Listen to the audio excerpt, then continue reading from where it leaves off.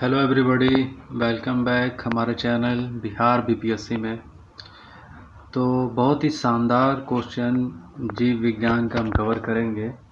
और जितने भी परीक्षा है, कॉम्पिटिटिव परीक्षा, स्टेट, पीसीएस, यूपीएससी, दरोगा, जितने भी एग्ज़ाम हैं, सारे एग्ज़ाम के लिए ये वीडियोस काफ़ी इम्पोर्टेंट है, क्योंकि यहाँ से विज्ञान से सवाल आपके हर परीक्षा में पूछे जाते हैं। तो यहाँ पे सवाल स्टार्ट करते हैं, जिससे सवाल जो है बनने की प्रोबेबिलिटी बहुत ज़्यादा है। विज्ञान की वह शाखा जिसके अंतर्गत जीवधारियों का अध्ययन किया जाता है, उसी को जीव विज्ञान कहा जाता है। और जीव विज्ञान शब्द का सबसे पहले इस्तेमाल लेमार्क और ट्रेविरेनस ने 1801 में किया था। और जीव विज्ञान के फादर अरस्तु को कहा जाता है। और लीनियस ने अपनी पुस्तक सिस्टम ए नेचुरल में जीवधारियों को दो भागों में बांट दिया। एक हो गया पादप जगत यानी कि प्लांट्स और ट्रीज, और एक हो गया जंतु जगत यानी कि एनिमल्स, और जितने भी जीव जो दो पैर हाथ वाले जितने जानवर हैं। तो वर्गीकरण का जो है फादर कहा जाता है, टैक्सोनॉमी को कहा जाता है, ठीक है। यानी कि मतलब जो वर्गीकरण का जो जनक है वो टैक्सोनॉमी को कहा जाता है। थियोफ्रेस्टस को वनस्पति विज्ञान का जनक माना जाता है। थियोफ्रेस्टस, ये जो नाम है आपको पूछा जा चुका है कई सारे एग्जाम में, और आगे भी पूछा जाएगा। तो आनुवांशिकी के जनक को कहा जाता है जे मेंडल है, जे मेंडल है। सूक्ष्म जीविकों के जनक जो है लुई पास्चर है। और प्रतिरक्षा विज्ञान के जनक एडवर्ड जेनर है। और जीवाणु विज्ञान के जनक रॉबर्ट कोच है। देखिए, जीव द्रव्य क्या होता है ना, प्रत्येक जीव में जो है ये एक पदार्थ है जो पाया जाता है। जो क्या होता है ना कि ये एक पदार्थ है जो जीवित जो है जीवों में पाया जाता है। जीवों की भौतिक आधारशिला है और इसमें क्रियाओं का केंद्र होता है। यह गाढ़ा तरल रंगीन चिपचिपा और जल युक्त पदार्थ है। इसकी रचना किन चीज़ों से बनी होती है? कार्बोहाइड्रेट होता है, वसा, प्रोटीन और कार्बनिक लवण, ठीक है। और उपापचय, सजीवों की कोशिकाओं में होने वाले संपूर्ण जैव रासायनिक क्रियाओं को उपापचय क्रिया कहते हैं। मतलब जितना भी क्रिया, डाइजेशन से लेकर के रिग्रेशन तक जितना भी प्रोसेस है, ये सारे के सारे प्रोसेस, और फिर जो न्यूट्रिएंट्स वगैरह जो हमारे बॉडी में एब्जॉर्प्शन होता है, ये सारे प्रोसेस को उपापचय क्रिया कहते हैं, ठीक है। तो अपचय या उपापचय, इसके दो जो क्रिया जो है दो रूप में संपन्न होती है। तो अपचय जो है विनाशात्मक क्रिया है, और जैसे श्वसन एवं उत्सर्जन। और उपापचय प्रक्रिया जो है सजीव कोशिकाओं लघु रासायनिक उद्योगशालों को उपमा प्रदान की गई। मतलब एक श्वसन तंत्र जो हमारा है, सांस लेने का और सांस छोड़ने का, ये क्रिया हो गया। ये क्रिया जो होता है ये अपचय होता है। और एक उपापचय, जो हम खाते हैं उसके रासायनिक जो पदार्थ हमारे जिस्म में, जो हमारे प्रोटीन और कार्बोहाइड्रेट, फैट्स, मिनरल्स के रूप में हमें प्रदान होता है। और फिर उसके बाद जो उसमें से जो वेस्ट मटेरियल होता है, उसको पूरी ये प्रोसेस को उपापचय प्रक्रिया कहते हैं। श्वसन क्या होता है कि इसमें हम ऑक्सीजन लेते हैं और CO2 छोड़ते हैं, ठीक है। और ये चीज़ें हमारे जो है हर सेकंड हमारे बॉडी में जो है ये होता रहता है। तो श्वसन के दौरान क्या होता है कि वसा, कार्बोहाइड्रेट और प्रोटीन का विघटन होता है और ऊर्जा निकलती है।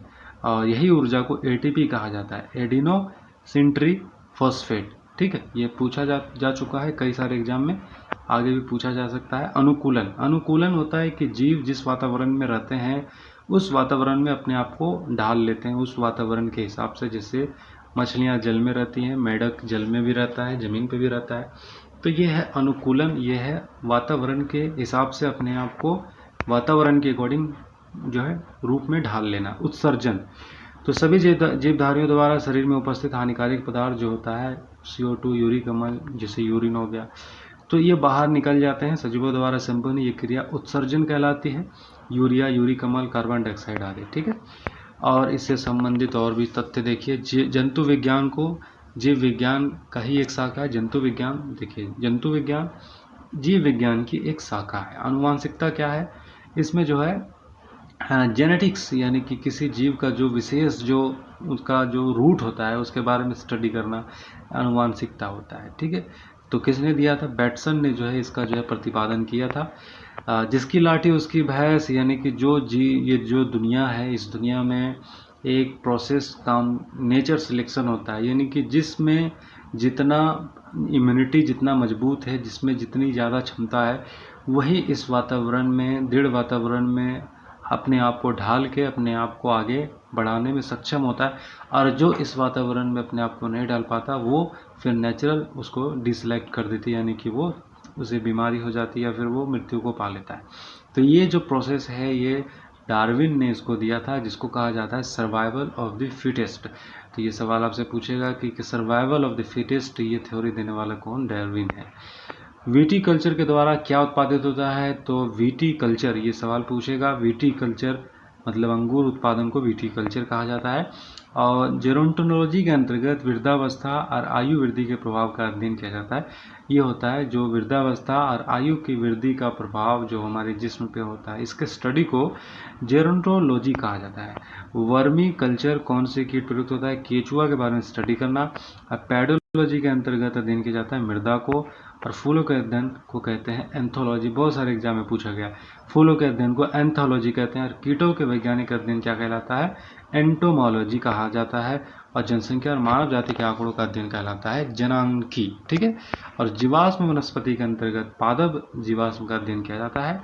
और एथनोलॉजी कहा जाता है विभिन्न संस्कृति वैज्ञानिक विवरण तुलनात्मक अध्ययन करना, एंथोलॉजी हो गया। सब्जी का अध्ययन किस शाखा के अंदर किया जाता है? ओलेरी कल्चर के अध्ययन किया जाता है। और अस्थियों का अध्ययन किया जाता है ऑस्टियोलॉजी के अंदर। सर्पों का अध्ययन किया जाता है सेटोलॉजी के अंदर। और हाइपोनोनिक्स किससे संबंधित है? ये मृदा रहित पादप संवर्धन से। और जंतु विज्ञान के अंतर्गत किन जंतुओं का अध्ययन किया जाता है? जीवित और मृत दोनों प्रकार के जीवों को अध्ययन किया जाता है जंतु विज्ञान के अंदर।